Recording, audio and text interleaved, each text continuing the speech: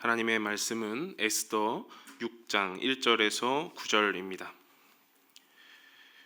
하나님의 말씀 구약 성경 에스더 6장 1절에서 9절 말씀 제가 봉독하겠습니다.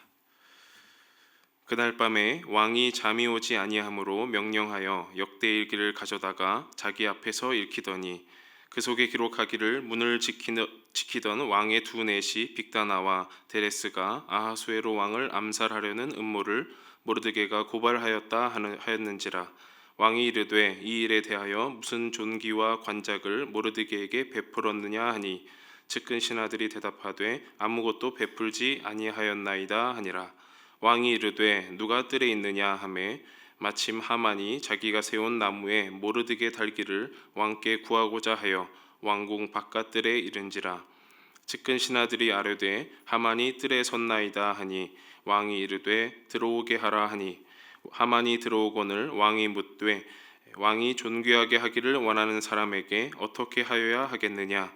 하만이 심중에 이르되 왕이 존귀하게 하기를 원하시는 자는 나 외에 누구리요 하고 왕께 아뢰되 왕께서 사람을 존귀하게 하시려면 왕께서 입으시는 왕복과 왕께서 타시는 말과 머리에 쓰시는 왕관을 가져다가 그 왕복과 말을 왕의 신하 중 가장 존귀한 자의 손에 맡겨서 왕이 존귀하게 하시기를 원하시는 사람에게 옷을 입히고 말을 태워서 성중 거리로 다니며 그 앞에서 반포하여 이르기를 왕이 존귀하게 하기를 원하시는 사람에게는 이같이 할 것이라 하게 하소서 하니라. 아멘. 약 한 달 만에 또 에스더서 안에서 함께 만나게 되어서 반갑습니다. 지난 말씀에서는 그리스도인에게 있어서 희생은 어떤 것인지 함께 나누었습니다. 자신의 자리에 안주하지 않고 공동체를 위해서 희생하고 사명을 알고 또 사명의 방향대로 걸어야 한다라고 말씀을 드렸습니다. 한마디로 말을 하면 우리를 위해서 모든 것을 다 내어주신 하나님의 희생을 기억하고 선물로 받은 하나님의 구원과 은혜를 나에게서 그치지 않고 공동체에게 흘려보내자라는 권면의 말씀이었습니다. 교회 강단에서는 뻔하게 들려지는 말일 수 있겠지만 교회 밖에서 때로 무모해 보이는 이 도전을 사순절 기간에 행하면 좋겠다라고 말씀을 드렸습니다. 이 그리스도인의 희생에 대한 지난 이야기를 나눈 것이 사순절이 시작되는 재수요일이었습니다. 약 한 달 전쯤이었는데요. 이제 사순절이 거의 막바지에 이르러 갑니다. 지금 사순절 다섯째 주간을 보내고 있고요. 다음 주간은 종려주일과 고난주간을 우리가 기다리고 있는데 앞으로 이 사순절 남은 기간까지 우리가 하나님의 말씀 또 예수님의 고난을 묵상하면 좋겠습니다. 오늘은 에스더 5장에서 6장 이야기를 함께 살펴보면서 하나님이 어떠한 그리스도인을 존귀하게 높여주시는지 말씀을 통해서 알아보면 좋겠습니다. 지난 말씀 속에서 아하수에로 왕의 신임을 얻은 아각 사람 하만은 유다인들을 멸족시킬 계획을 세웠습니다. 그리고 민족이 멸망당할 위기 앞에서 에스더는 모르드게의 충고를 듣고 규례를 어기고 왕에게 나아가리니 죽으면 죽으리이다 라고 유명하고도 결연한 고백을 드렸습니다. 그리고 결단의 자리에 나가기에 앞서서 수산성의 모든 유다인들에게 밤낮 3일 금식을 요청했습니다. 이 3일간의 금식은 식사를 건너뛰는 것을 넘어서서 왕후이자 민족의 대표인 에스더를 위한 기도의 자리에 동참하는 것입니다. 모르드게는 이러한 에스더의 요청을 듣고 모든 유다인들의 금식을 실행에 옮겼습니다. 이처럼 죽기를 각오한 에스더의 결단과 모든 유다인들의 금식이 3일 동안 이어졌습니다. 그리고 그 3일째 되던 날에 유다인들의 금식을 뒤엎은 에스더가 등장하게 됩니다. 먼저 금식을 잠시 살펴보면 이스라엘에게 있어서 이 금식은 주로 하나님 앞에 슬퍼하는 마음으로 나아가는 하나의 예식이라고 볼 수가 있겠습니다. 죄를 뒤집어 쓰고 옷을 찢고 애통하며 금식하며 하나님께 나아가는데요. 주로 민족의 위기 앞에서 지도자나 왕이 금식을 선포하면 온 백성은 함께 동참하며 하나님 앞에 식음을 전폐하고 엎드리는 예식이라고 볼 수가 있겠습니다. 이러한 이제 영적 무장을 하고 에스더가 왕에게 나아간 것이죠. 지난 시간에 에스더가 왕에게 부름받은 지 한 달이 되었다라고 알아봤는데요. 혹여나 안뜰에 들어가서 왕에게 나아갈 때에 왕이 만약에 금규를 내밀어서 허락하지 않는다면 에스더는 어떻게 될까요? 죽은 목숨이 되는 것이죠. 에스더는 왕후의 예복을 갖추고 왕에게 결연히 나아갔습니다. 다행히도 그녀는 왕에게 아주 사랑스러워 보였고 왕은 손에 들고 있는 그 금규 지팡이를 내밀지 않을 수가 없었습니다. 왕은 아마도 에스더가 오랜만에 나아온 것을 보고 무슨 소원이 있는 것으로 여기고 그렇게 말을 건넵니다. 5장 3절을 보면 왕후 에스더여 그대의 소원이 무엇이며 요구가 무엇이냐 나라의 절반이라도 그대에게 주겠노라 라고 말을 합니다. 여전히 사랑스러운 에스더를 본 이 왕은 어떤 소원이라도 들어주겠다라고 그녀에게 호언장담하는 것이죠. 이 나라의 절반이라도 주겠다라는 말은 실제로 나라를 반 갈라서 통치권의 절반을 주겠다라는 의미보다는 어떠한 소원이라도 들어주겠다라는 이제 관용어로 쓰이곤 합니다. 이렇게 호언장담하는 왕 앞에서 에스더는 소소하고도 우리가 보기에는 좀 의아한 요청을 합니다. 오늘 왕을 위하여 잔치를 베풀었으니 만일 왕이 기쁘게 여기시거든 하만과 함께 와달라는 요청이었습니다. 우리가 이미 아는 대로 이 아하수에로 왕은 잔치라면 둘째가라면 서러울 그런 사람입니다. 1장에 나오는 것처럼 1년의 절반을 잔치로 보낸 것을 우리는 잘 알고 있습니다. 왕은 너무나 좋았죠. 그래서 하만을 급히 불러다가 그날 당장 에스더가 베푼 잔치에 참여했습니다. 일단 출발이 좋습니다.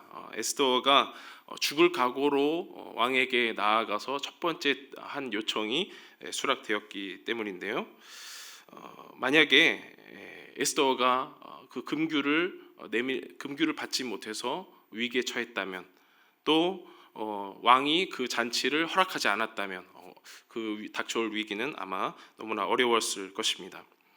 그리고 이 잔치가 허락되었지만 정작 유다인들이 멸족당할 위기에 처했다는 그 조서의 내용은 아직 전혀 변하지 않았습니다. 하지만 에스더는 조급하게 나가지 않습니다.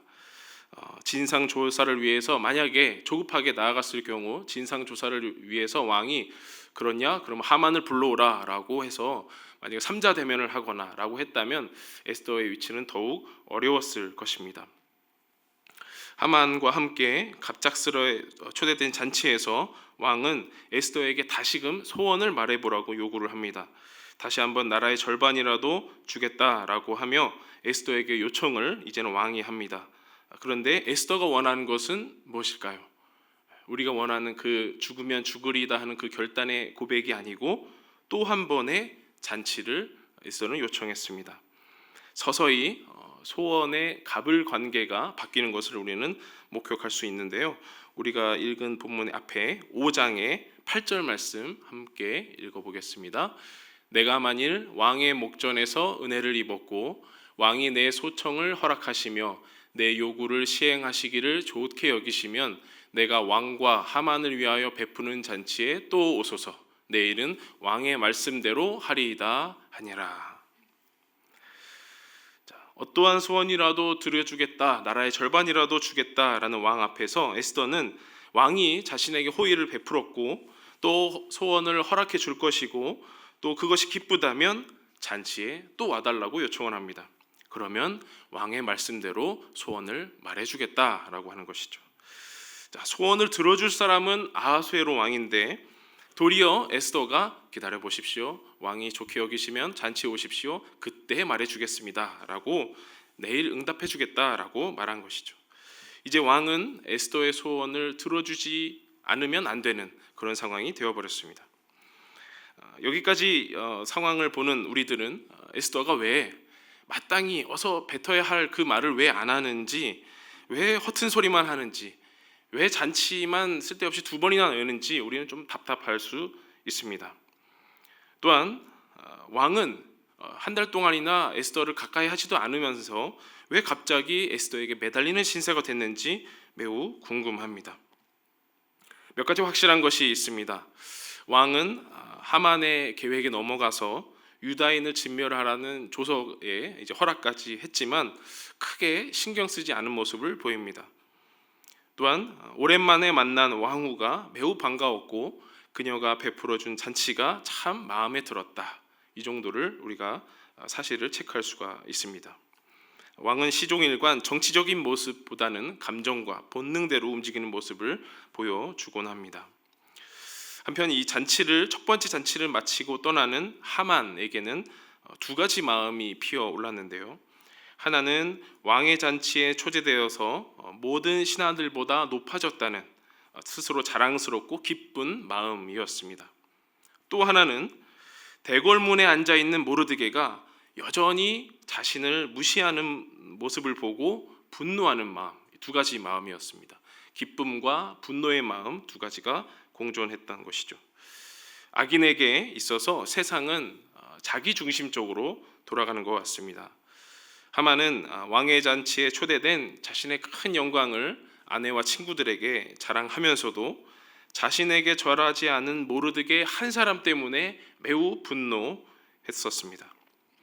악한 계략으로 인해서 왕 다음으로 모든 신하들보다 높은 그 지위를 차지했지만 작은 한 사람, 대궐문에 앉은 작은 한 사람에게 무시받는 것은 도무지 참을 수가 없었다라는 그런 하만의 감정을 우리가 볼 수가 있습니다.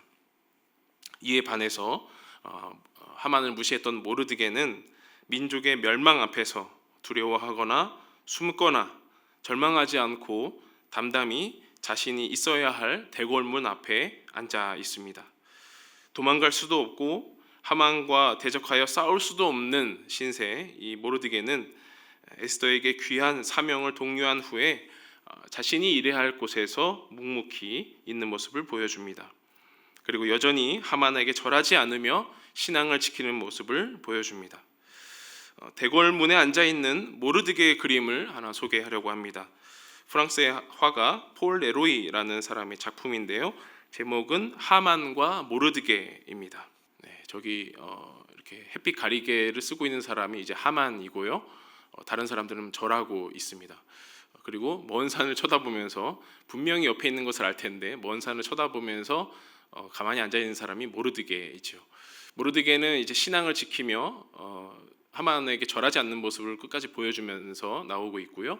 하만은 뒷모습을 보이지만 지금 시선은 어디를 향해 있나요? 모르드게를 향해 있죠. 네, 모르드게가 매우 신경 쓰는 모습을 이렇게 그림에서 볼 수가 있습니다. 네, 하만이 이제 기쁨과 분노라는 두 가지 마음을 품었다고 하는데 이 아내와 친구들의 조언을 듣고 모르드게를 매달기 위한 50규빗짜리 나무를 세우곤 합니다.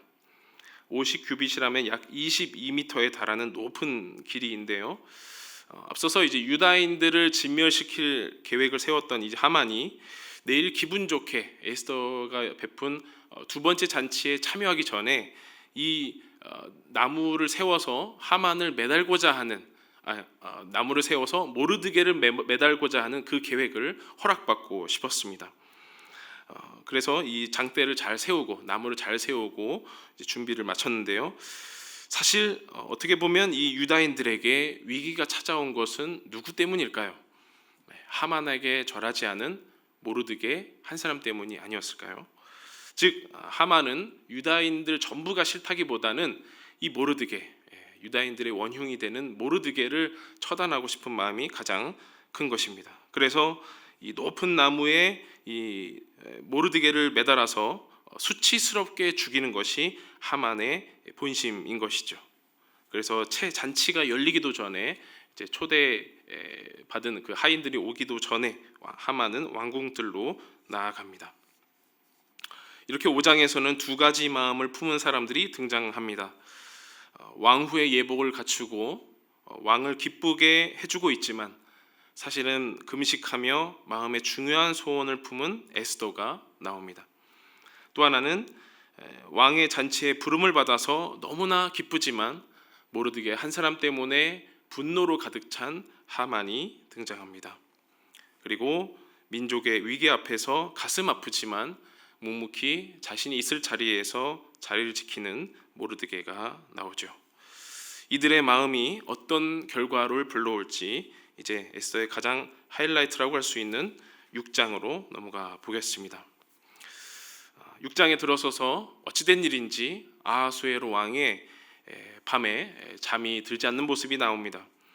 오랜만에 왕후를 만났고 함께한 잔치가 계속해서 마음을 흥분하게 했을까요? 사실 잠 못 이룰 사람이 저는 왕은 아니다라고 생각을 합니다. 모르드게를 매달아 죽이고 싶은, 어서 그 계획을 실행하고 싶은 하만이 잠을 못 이룬다라고 하면 좀 이해가 됩니다. 또한 뜬 눈으로 대궐문에 앉아 있는 그 모르드게가 잠을 못 이뤘다라고 하면 또 이해가 됩니다. 그런데 뜬금없게도 아하수에로 왕이 잠을 이루지 못했고 또 신하에게 명령하여서 역대 일기를 가져다가 읽도록 시켰다라고 6장의 초반은 그렇게 시작을 합니다. 이거 관련해서 두 번째 그림을 한번 보겠습니다. 네덜란드의 필립스 갈렌나르 외에 이제 두 명이 함께 해서 그린 그림인데요. 이제 아하수에로 왕이 침대에 누워서 이제 뭔가를 요청하고 있죠. 그래서 가운데 서 있는 사람이 이제 역대 일기를 가져다가 읽어주는 그런 모습입니다. 밤에 잠이 오지를 않았는데 이 역대 일기, 자신을 암살하려고 하는 그런 내시들의 음모가 적혔고 그것을 모르드게가 고발하여서 잘 모면되었다는 그 일기가 적혀 있는 것이죠. 역사책이든 성경책이든 간에 예부터 잠이 안 올 때는 책이 최고인 것 같습니다. 역사를 알아보기 위함이 전혀 아니었습니다. 잠을 자기 위한 역대 일기의 그 낭독에서 왕은 아까의 그 일들을 발견하게 되었고요. 또 왕은 그 모르드게가 어떤 보상을 받았는지 물어보았습니다. 하지만 신하들은 아무것도 베풀지 않았다고 답변합니다. 6장 3절의 말씀을 보면 왕이 이르되 이 일에 대하여 무슨 존귀와 관작을 모르드게에게 베풀었느냐 하니 측근 신하들이 대답하되 아무것도 베풀지 아니하였나이다 하니라. 이렇게 에스더서에는 곳곳에 고개를 갸웃거리게 하는 말들이 많이 등장합니다. 역모를 고발한 모르드게에게 마땅히 상을 내려야 함에도 그러지 않은 것이 참 이상하고요. 그것을 기억도 못하는지 이제 와서 신하들에게 물어보는 왕도 참 이상해 보입니다. 그리고 무엇보다도 누군가에게 참 중요한 날이 될 그 간밤에 굳이 일어나서 그 역대 일기를 읽어달라고 하는 왕도 참 이상하고 신기한 상황들입니다. 어쨌거나 이제 왕은 모르드게에게 존귀와 관작을 베풀고자 하는 마음을 이제 품게 됩니다. 그런데 이제 우리가 아는 대로 현재 이 존귀와 관작은 누구에게 있을까요? 지금 왕의 뜰로 달려오고 있는 하만이죠. 왕에게 존귀와 관작을 받은, 그래서 이 왕의 반지를 받아서 조서를 만들기도 하는 이 하만은 모르드게를 죽이려고 지금 왕에게 나아오고 있습니다. 그런데 왕은 하만이 아니고 모르드게에게 존귀와 관작을 베풀고 싶은 마음이 지금 피어오르고 있는 것이죠. 존귀라는 말은 가치, 또 값비쌈, 명예, 고귀함이라는 뜻이 있습니다. 고귀한 명예를 가진 그런 신분을 의미할 때 이 말을 쓰고요. 관작은 이제 능력 있는 위엄, 큰 일들, 장엄하다라고 할 때 이 말을 쓰는데요. 권세 있는 직분, 위대함을 이제 말을 합니다. 그래서 왕은 뒤늦게나마 아마 자신의 좀 실책을 좀 이제 깨달았겠죠. 모르드게를 고귀하고 능력 있는 권세 있는 신분으로 높여주고자 마음을 먹었습니다. 자, 지금 상황은 별 효과 없어 보이는 에스더의 잔치가 두 번째로 열리려 하고 있고요. 왕은 잠도 안 자고 옛날 일만 들추고 있습니다. 하나님은 어디 계신지 모르겠고 성경을 읽는 독자들은 애를 태우고 있는 상황입니다. 모르드게가 좋은 일을 하기는 했지만 이미 다 지난 일이고 이제 와서 존귀와 관작이 무슨 의미가 있는지 독자들은 아직 이해가 되지 않을 것입니다. 어서 하나님이 일어나셔서 성을 다 뒤집어 엎으셔서 유다인을 위한 구원하심을 보여주셔야 속이 시원할 것 같은데 말입니다. 그런데 성경은 우리에게 조금 더 기다리기를 요구합니다. 마치 왕이 에스더의 소원을 기다리듯이 우리도 성경 말씀을 조금 더 기다려야 하겠습니다. 이제 왕이 외칩니다. 누가 뜰에 있느냐? 마침 하만이 왕궁 바깥뜰에 도착했습니다. 두 번째 잔치가 열리는 시간까지 참지 못하고 하만은 일찍 왕을 찾아온 것이죠. 왜 찾아왔다고 했죠? 모르드게를 그 나무에 빨리 매달고 싶어서, 그것을 허락받고 싶어서입니다. 왕은 이 하만의 심정을 아는지 모르는지 자신의 궁금증을, 아까 품었던 이 존귀와 간작을 누구에게 베풀어야 하는지 그 궁금증을 하만에게 털어놓습니다. 가장 존귀하게 여기는 사람을 어떻게 해야 할까? 이 질문을 던집니다. 에스더 6장 6절의 말씀을 한번 읽어보겠습니다. 하만이 들어오거늘 왕이 묻되 왕이 존귀하게 하기를 원하는 사람에게 어떻게 하여야 하겠느냐? 하만이 심중에 이르되 왕이 존귀하게 하기를 원하시는 자는 나 외에 누구리요? 하고, 왕 외에 그 누구도 오지 못한 이 잔치에 이제 하만이 초대받았고요. 자신감이 높아질 대로 높아졌습니다. 그런 상황에서 왕이 존귀하게 하고 싶은 사람에게 어떻게 하여겠느냐라고 했을 때 아마 저라도 이것도 나에게 큰 상이 내리겠구나라고 생각합니다.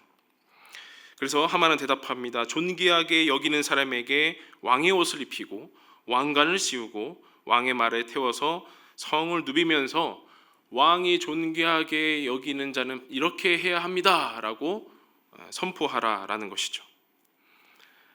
본래 일은 말을 꺼내는 사람이 하는 법이죠. 왕은 하만의 말을 참 좋게 여기고 왕의 옷과 말을 가지고 모르드게에게 그대로 빠짐이 없이 행하라라고 명령을 내립니다.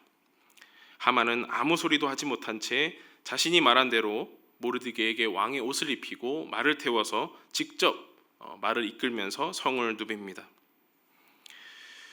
자신이 되고 싶은 마음에 그렇게 말을 했지만 결국 자신이 제일 싫어하는 사람을 말 위에 앉히고 그를 떠받들면서 왕이 존귀하게 여기는 자는 이렇게 할 것이다 라고 선포하며 돌아다닌 것이죠. 마지막으로 보여드릴 그림이 있습니다.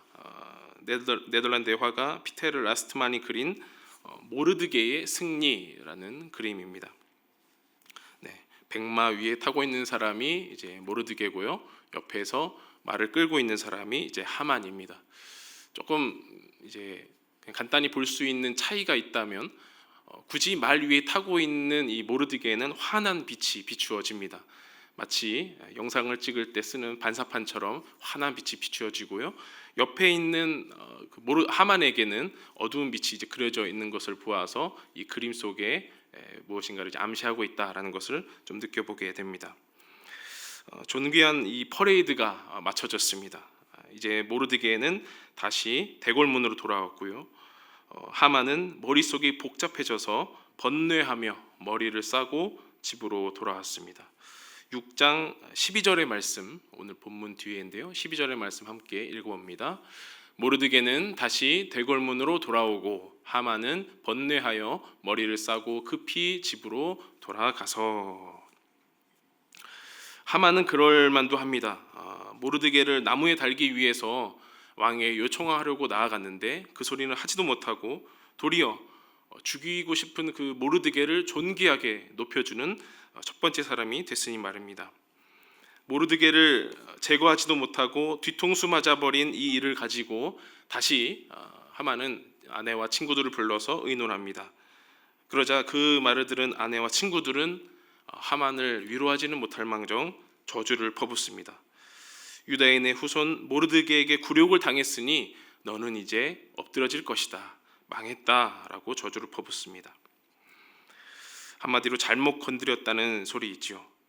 이제 시간이 바람같이 흐르고 에스더가 베푼 두 번째 잔치가 열리게 됩니다.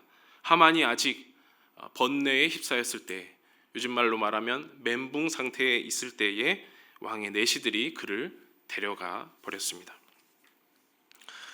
이렇게 5장과 6장의 이야기를 함께 나누어 봤습니다. 아무리 찾아봐도 에스더서에서는 하나님이 등장하지 않습니다. 그런데 하나님이 참 열심히 일하고 계시다라는 것을 말씀 곳곳에서 우리는 발견할 수가 있습니다. 왕을 위해서 암살 음모를 막았지만 별다른 상도 못 받고 오히려 민족의 멸망을 목전에 둔 에스더와 모르드게에게 하나님은 조용히 갚아주시고 계십니다. 하나님은 에스더를 통하여서 왕을 위한 잔치를 계속 열게 하셨고, 그 와중에 왕은 역대일기라는 기록을 통해서 왕의 생명이 구해진 것을 알게 됩니다. 그리고 하만의 음모를 적절히 막아주시고 하만의 교만을 되돌려서 모르드게가 존귀한 사람이 되었습니다. 쉽게 말하면 우연이고 멋있게 말하면 계획이다라고 할 수가 있겠습니다. 오늘 말씀들을 통해서 우리가 확인할 수 있는 것은 하나님은 금식하며 죽음을 각오하고 나아간 에스더와 유다인들을 결코 모른 채 하지 않으신다라는 사실입니다. 그래서 그 이후에 벌어진 모든 일들은 우연처럼 여겨지지 않습니다. 그도 그럴 것이 에스더는 마냥 잔치를 좋아하는 그런 사람도 아니었고요, 왕도 역대일기를 꼼꼼히 보는 사람도 아니었습니다. 심지어 왕은 자신의 생명을 구해준 그 값진 일도 가벼이 넘긴 사람으로 보여집니다. 이렇게 잊혀진 일들, 이해가 가지 않는 일들이 퍼즐 조각처럼 하나하나 맞춰집니다. 에스더와 모르드게는 자연스럽게 위기에서 벗어나고 존귀한 사람으로 세워집니다. 이전에 우리가 에스더의 고백을 보았지만 죽음을 각오하고 왕에게 나아간 이 에스더의 도전은 무모한 도전 같았지만 의미 있는 도전이었고, 또한 왕을 위해서 베푸는 잔치도 절대로 쓸데없는 것이 아니었습니다. 하나님이 유다인들을 구원하기 위한 수단 중에 하나였습니다. 또 등장인물 한 명, 모르드게는 어떤 사람으로 나옵니까? 왕의 암살 음모를 막은 그는 유다인에게 위기를 극복하기 위해서 마치 죽음을 불사하고 하만에게 결투를 신청한 그런 사람까지는 아니었습니다. 다만 에스더에게 사명을 고치시켜 주었고 늘 자신이 있는 곳에서 마땅히 해야 할 일을 감당한 사람이었습니다. 결국 이 모르드게의 업적은 역대일기에 잘 기록되었고 하나님의 섭리 안에서 가치 있는 일로 보상받았습니다. 비록 모르드게가 왕의 말을 타고 성중을 누비면서 그 존귀한 그 퍼레이드를 했다고 해서 모든 일이 다 끝난 것은 아닙니다. 여전히 유다인들의 위기는 도사리고 있고 하나도 바뀌지 않았습니다. 그러나 우리는 느낄 수가 있죠. 또 아까 그림을 보면서 생각할 수가 있습니다. 하나님께서 모르드게와 유다인들에게 구원을 주시겠구나, 환한 빛을 주시겠구나, 우리는 상상할 수 있는 것입니다. 비록 바람 앞에 등잔불 같은 위기이지만 모르드게는 묵묵히 대궐문에 앉아서 자기 자신의 자리를 지키며 신앙을 지켰습니다. 그리고 존귀한 사람으로 높임을 받았습니다. 훗날 모르드게는 아하수에로 다음을 잇는 왕이 되어서 진정한 존귀한 사람이 될 것입니다. 아까 우리가 본 그림, 우리가 읽은 말씀들이 훗날의 복선이 되는 것이죠. 이렇게 하나님은 유다인을 위해서 끝까지 일하십니다. 그 하나님 앞에서 유다인은 물론 현대를 살아가는 저와 여러분도 필요한 것이 바로 있는데요, 바로 인내입니다. 인내는 하나님이 보이지 않는 듯한 절망과 두려움 속에서 하나님의 함께하심을 찾고 기다리며 살아가는 것입니다. 다시 대궐문으로 돌아온 그 모르드게는 오늘 왕의 말을 탔다고 해서, 그런 퍼레이드를 했다고 해서 일희일비하지 않고 다시 자기 자신의 자리로 돌아왔습니다. 다시 대궐문에 앉아서 인내하며 기다렸습니다. 모르드게는 에스더에게 모든 것을 위임하고 도망가지 않았습니다. 금식하고 숨지 않았습니다. 자신이 있어야 할 곳에서 묵묵히 자신의 일을 감당하며 신앙을 지켜 나아간 것이죠. 오늘 함께 모이지 못하는 우리 모두에게도 이러한 신앙이 필요하겠습니다. 비록 우리의 인생 속에서 하나님의 형상을 두 눈으로 볼 수는 없어도 다시 말씀 속에서 하나님을 찾아가며 오늘의 믿음을 키워가고 기다리면 좋겠습니다. 이에 반해서 하만은 참 교만하기 짝이 없습니다. 에스더가 베푼 잔치에서 왕과 함께 초청을 받고 의기양양해진 그는 자신의 큰 영광 그리고 자녀가 많은 것 또 모든 신하보다 높아진 자신의 지위를 자랑하면서 나아갑니다. 하지만 그의 결말은 우리가 뻔히 보는 대로 또 그 측근들이 예언하는 대로 저주받는 것이죠. 시편 23편 6절의 말씀이 이 하만에게 적당한 말씀 같습니다. 무릇 의인들의 길은 여호와께서 인정하시나 악인들의 길은 망하리로다. 말씀을 마무리하고자 합니다. 보이지 않는 하나님의 은밀한 역사하심 아래서 에스더와 모르드게는 자신의 할 일을 꿋꿋이 감당했습니다.